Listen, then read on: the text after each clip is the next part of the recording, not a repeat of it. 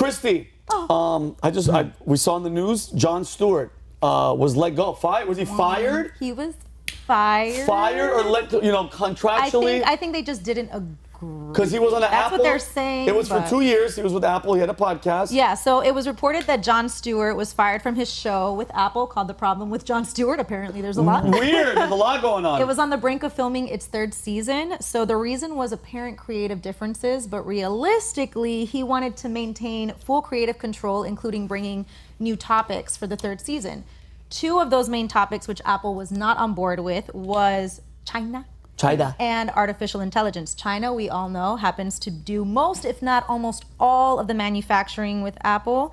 And then artificial intelligence, which they are probably heavily involved in investing in and curating and designing. So those were 2 things that they were not on board for him bringing to season 3. So this caused Stewart to walk away after 2 seasons, which actually helped Apple. That show garnered 5 Emmys. Just in 2 seasons, which is sort of a big deal, especially Apple bringing in a seasoned veteran host to their platform. It's helped them, especially with their multi-billion-dollar decline that they've been having. Yeah.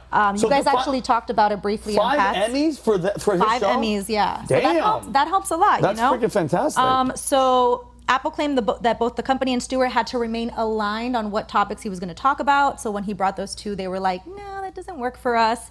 So they're very adamant about how he feels with the COVID-19 vaccine and the whole virus in general. So Kelly, if we can pull up that video, he expressed his concerns and his thoughts on his friend Stephen Colbert's show. When was this? A couple years ago. Oh, okay. So this actually blew up. Okay, let's watch this So one. we'll watch that really quick. Okay. I honestly mean this.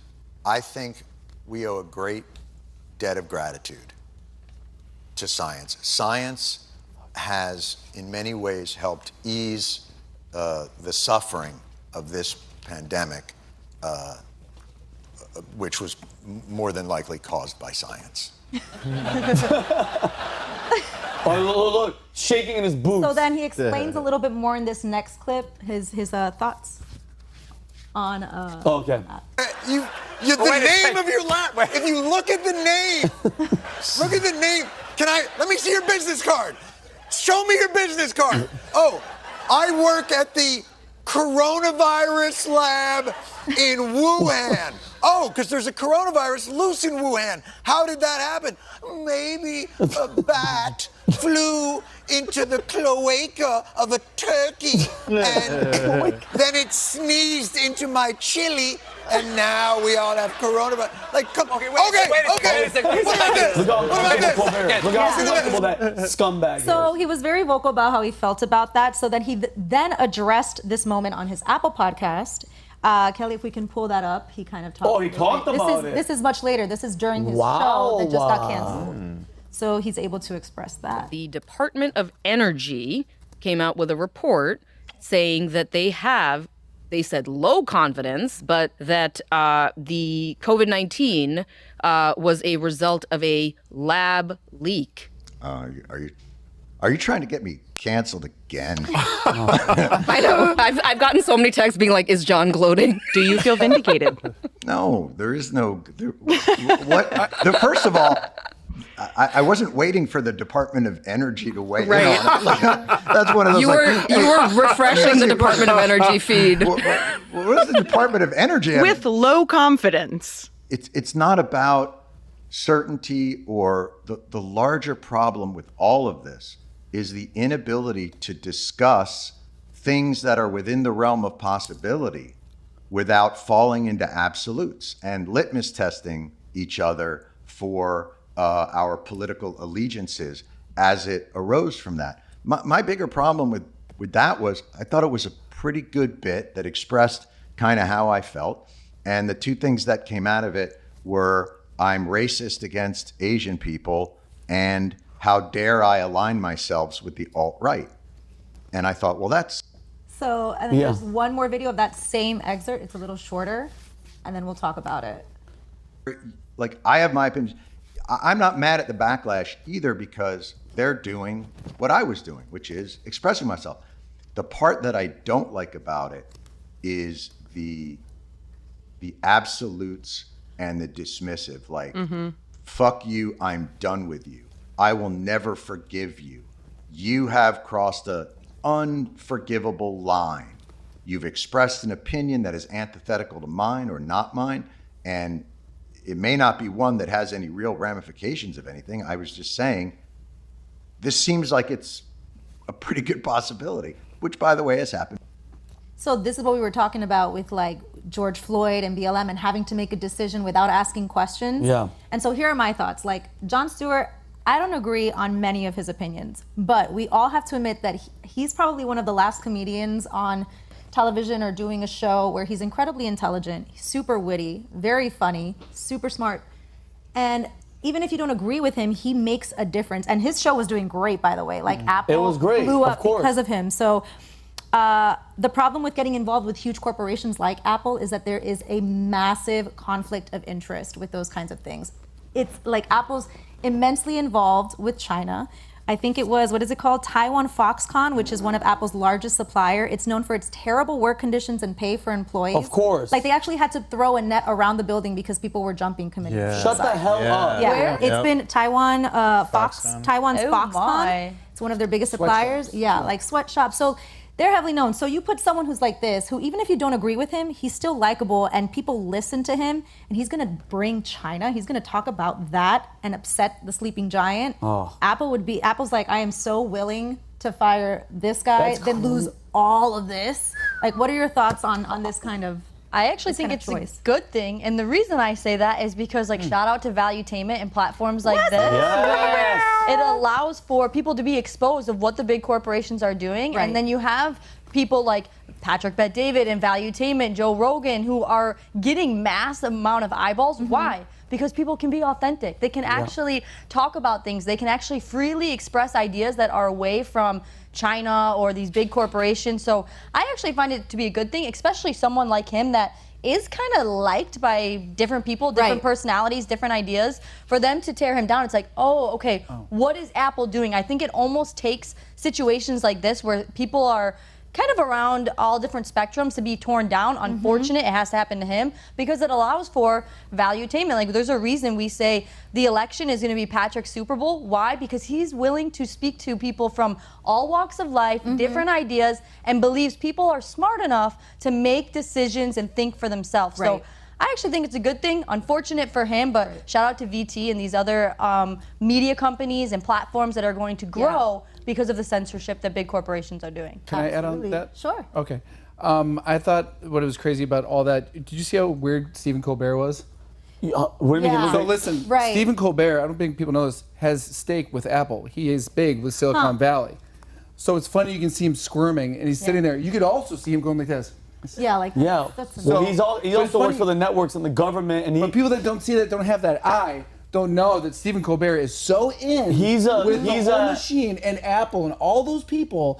Apple, again, is a multi-billion-dollar company, right? So cutting Jon Stewart's not going to kill their bottom line, right? exactly. No, but and mother, Stephen Colbert, unfunny as hell, dancing with needles and like everybody get the vaccine. He can go to. I can care less about that guy. I think he's unfunny as shit. I think late night TV has just gone to shit. They will never even come close to touching the bottom of the pants of the old school Carsons and Lettermans and even the Lenos. Like you guys are they're embarrassing, especially Colbert. But or what's the other one from the Man Show?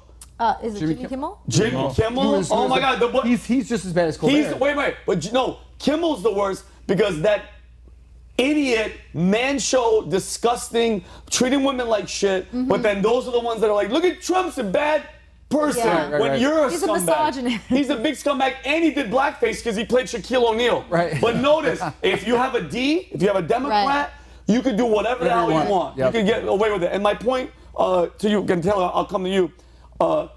Everything that you said the word China kept coming up, and goes back to my point, Brandon. China again. You cannot piss them off. You have to stay in line. Who the F, dude? To hell with them. And guess what?